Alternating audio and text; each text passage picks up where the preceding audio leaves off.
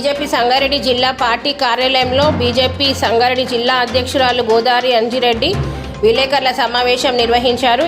ఈ కార్యక్రమంలో రాష్ట్ర కార్యవర్గ సభ్యులు ఆదేలి రవీందర్, ఎడ్ల రమేష్, రాష్ట్ర నాయకులు శ్రీ రాజేశ్వరరావు దేశపాండే, జిల్లా ప్రధాన కార్యదర్శులు అనంతరావు కులకర్ణి, మాణిక్యరావు, రాజశేఖర్ రెడ్డి, జిల్లా అధికార ప్రతినిధి రాజుగౌడ్, బీజేపీ ఉపాధ్యక్షులు పోచారం రాములు, నర్సింగ్రావు, పటాన్చెరు అసెంబ్లీ కన్వీనర్ శ్రీనివాస్ గుప్తా, కార్యాలయ కార్యదర్శి విజయ్ కుమార్, జిల్లా కార్యదర్శి ఎల్లన్న, మహిళా మోర్చా జిల్లా ప్రధాన కార్యదర్శి మీనాగౌడ్ తదితరులు పాల్గొన్నారు.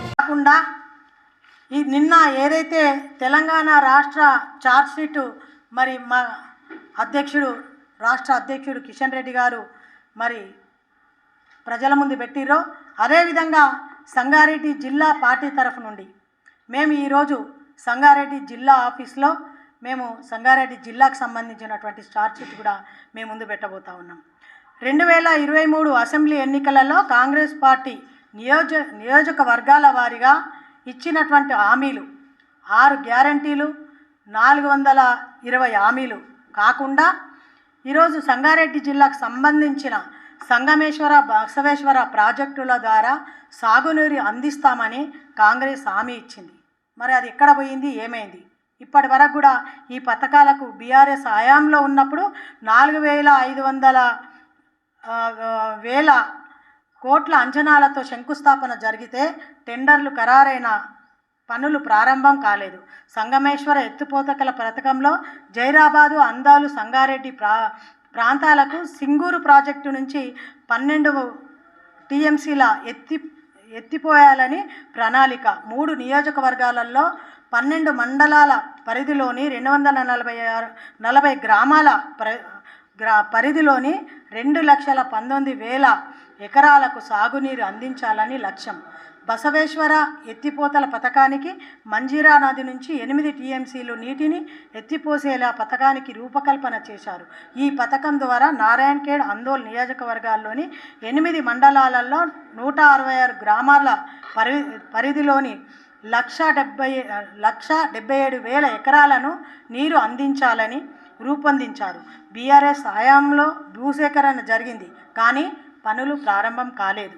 కాంగ్రెస్ అధికారంలోకి రాగానే 2 ఎత్తిపోతకల పథకాలను రద్దు చేస్తున్నట్లు ప్రకటించారు.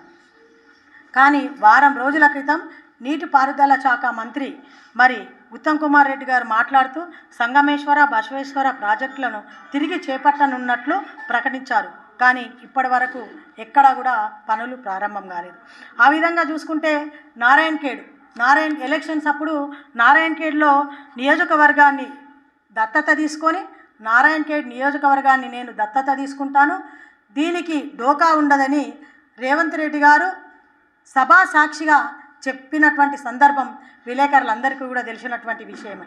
మరి ఈరోజు దత్తత ఏం తీసుకుండు, నారాయణఖేడ్ రూపురేఖలు ఏం మారినాయో రేవంత్ రెడ్డి గారు చెప్పాల్సినటువంటి అవసరం ఉంది. దానికి నారాయణఖేడ్ భవిత సంజీవ్ రెడ్డి గారి బాధ్యత అని కూడా చెప్పడం జరిగింది. అటు సంజీవ్ రెడ్డి గారు ఏం చేసిర్రు, ఇటు ఉత్తమ్ రెడ్డి గారు ఏం చేసిర్రో, నారాయణఖేడ్ రూపురేఖలు ఏం మారినాయో అక్కడ ఉన్నటువంటి ప్రజలు అంతా కూడా గమనిస్తూనే ఉన్నారు. మరి ఈ విధంగా నారాయణఖేడ్కు కావచ్చు, తాండాల అభివృద్ధికి కావచ్చు, ప్రత్యేక నిధులని చెప్పడం కావచ్చు, పరిశ్రమలు ఏర్పాటు చేసి నిరుద్యోగులకు ఉద్యోగం ఇస్తామని చెప్పడం కావచ్చు, స్కిల్ డెవలప్మెంట్ సెంటర్లు ఏర్పాటు చేస్తామని చెప్పి చెరుకు కొట్టేందుకు 3 నెలలు వలసపోతున్నటువంటి కూలీలను మేము ఆదుకుంటామని చెప్పి ఆనాడు అక్కడ సంజీవ్ రెడ్డి గారు కావచ్చు, రేవంత్ రెడ్డి గారు కావచ్చు సభా సాక్ష్యంగా చెప్పారు. మరి ఈరోజు ఏ విధంగా వాళ్ళని ఆదుకున్నారో, ఏ విధంగా దాని రూపురేఖలు మారినాయి అనేది అక్కడ నారాయణఖేడ్ ప్రజలకు చెప్పాల్సినటువంటి బాధ్యత రేవంత్ రెడ్డి గారిది, సంజీవ్ రెడ్డి గారిది ఉందని చెప్పి సందర్భంగా నేను తెలియజేస్తున్నాను. అదేవిధంగా ఇక్కడ సంగారెడ్డి నియోజకవర్గానికి వస్తే పేదలందరికీ 100 గజాల చొప్పున ఇంటి జాగా ఇస్తాం, ఇందుకు 2,000 ఎకరాలు రైతుల నుంచి కొని ఇప్పిస్తా అని జగ్గారెడ్డి గారు చెప్పడం జరిగింది. మరి ఇప్పుడు ఎంతమందికి 2,000 గజాలు ఇప్పించిర్రో, మరి ఎంతమందికి 100 గజాల చొప్పున జాగిచ్చిండ్రో ఇక్కడ జగ్గారెడ్డి గారు చెప్పాల్సినటువంటి అవసరం ఉందని చెప్పి ఈ సందర్భంగా తెలియజేస్తున్నాం. అదేవిధంగా 2013లో సదాశివపేట్, కొండాపూర్ మండలాలలో వేలాది మందికి ఇచ్చిన ఇళ్లను బీఆర్ఎస్ రద్దు చేసింది. కాంగ్రెస్ ప్రభుత్వం అధికారంలోకి రాగానే వారికి వెంటనే ఇప్పిస్తాం. ఇప్పుడు కనుక మొన్న జరిగినటువంటి 2023లో తెలంగాణ రాష్ట్రంలో కాంగ్రెస్ పార్టీ అధికారంలోకి వస్తే సదాశివపేటలో రద్దు చేసినటువంటి ఇళ్లను తక్షణమే నేను వారికి ఇప్పిస్తా అని చెప్పి జగ్గారెడ్డి గారు చెప్పడం జరిగింది. మరి ఇప్పటివరకు ఎంతమందికి ఇప్పించిందో జగ్గారెడ్డి గారు చెప్పాల్సినటువంటి అవసరం ఉంది. సంగారెడ్డి నియోజకవర్గంలో ఉన్న ప్రజలందరూ కూడా ఆలోచించాలని చెప్పి ఈ సందర్భంగా వారిని కోరుతా ఉన్నాను. అంతేకాకుండా నీమ్స్ ఏర్పాటులో భూములు కోల్పోతున్న వారికి పరిహారం పెంచాలని చర్యలు తీసుకుంటామని చెప్పడం జరిగింది. మరి పారిశ్రామికంగా అభివృద్ధి చెందుతున్న జైరాబాద్లో కూడా పరిశ్రమలకు 80% ఉద్యోగాలు స్థానికులకు ఇచ్చేలా చేస్తామని కూడా ప్రచారం చేయడం జరిగింది. ఈ విధంగా అల్లం ఆలుగడ్డ నిల్వ కోసం కోల్డ్ స్టోరేజీలు ఏర్పాటు చేస్తామని చెప్పడం జరిగింది.